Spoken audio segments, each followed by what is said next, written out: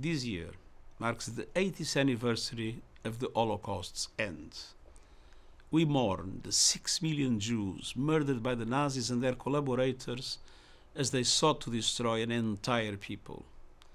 We grieve the Roma and Sinti, the people with disabilities, and all others enslaved, persecuted, tortured, and killed. We stand alongside victims, survivors, and their families. And we renew our resolve never to forget. To allow the Holocaust to fade from memory would dishonor the past and betray the future. Remembrance is a moral act and a call to action. To know the history of the Holocaust is to know the depths to which humanity can sink. To understand how the Nazis were able to commit their heinous crimes with the complicity of others, and to comprehend that each of us has a solemn duty to speak up against hate and to stand up for the human rights of all. Following the hell of the Holocaust, countries came together, and they enshrined the dignity of every person in the Universal Declaration of Human Rights. In dark times, that document remains a shining light.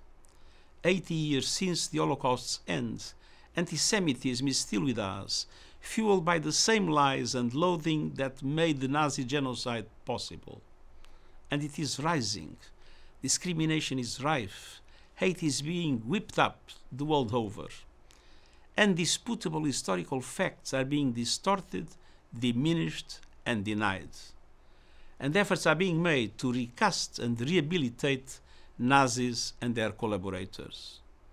We must stand up to these outrages. In these days of division, and more than a year since the appalling 7th of October terror attacks by Hamas, we must hold fast to our common humanity. We must condemn anti-Semitism, just as we must condemn all forms of racism, prejudice, and religious bigotry. And we must renew our resolve to defend the dignity and human rights of all. Those causes go to the very core of the United Nations. We will never forget, and we will never waver in that fight.